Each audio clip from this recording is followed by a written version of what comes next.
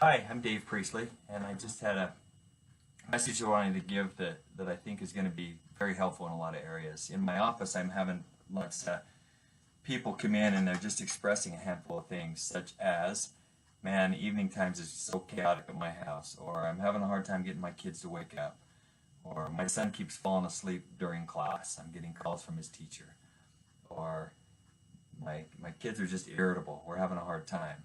Um, I'm having a hard time communicating with my daughter. Just different stuff like that. I'm hearing just an array of just different things, and which is I would call normal at a counseling office. I would expect to hear those different things, but this is something that you might not expect to hear.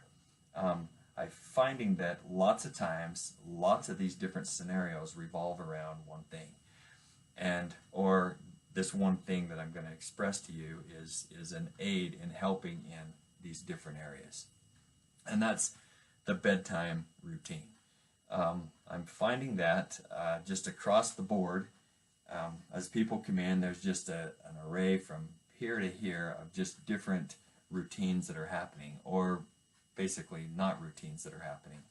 Um, Sometimes we go to bed at 8, and other times it's 10:30, and sometimes the kids go to bed at 2 after the parents go to bed after they're done playing Xbox, or kids are on Facebook, or, there's just an array of different things that are happening in regards to this bedtime routine or bedtime. And so my hope is that I can help people recognize the importance of this little routine that we need to establish, especially for young kids. Probably also for us as adults would be a wise thing, but definitely for our involvement when it comes to young kids and bedtime. So think of it like this in regards to that routine. Obviously, the no-brainer here is that if they get enough sleep, then their performance is better. They're not tired. They're not as irritable. I mean, just the importance of sleep, and we all know what that is.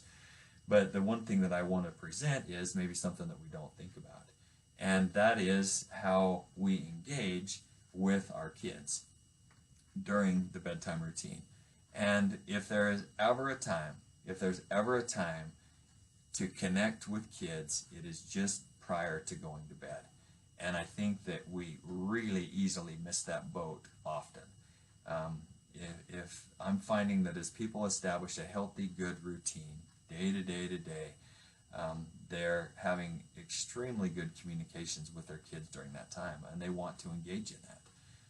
This is the time of day to just sit down and communicate about how things are going, how their friends are, how they're liking school, what they don't like about school, some of the pressures that they're feeling, some of the good things, bad things, challenges, all that go with that. This is a great time to communicate those things. One thing that I'm going to express is the importance of a dad's involvement during this process. For whatever reason, frequently dads just kind of back out of that. It's pretty easy for a dad to sit and watch TV and holler at the kids to go to bed. I'm seeing that frequently. And I think that as you engage in a routine with your kids during bedtime, you're just going to be pleasantly surprised at what that does for the dynamic of your interaction with the kids, and what that does for the dynamic of your family as you engage in that process. It just becomes different. And I want to encourage that. I want to encourage kids to, I want to encourage parents to take that time, to use that bedtime to establish consistency and be part of that consistency.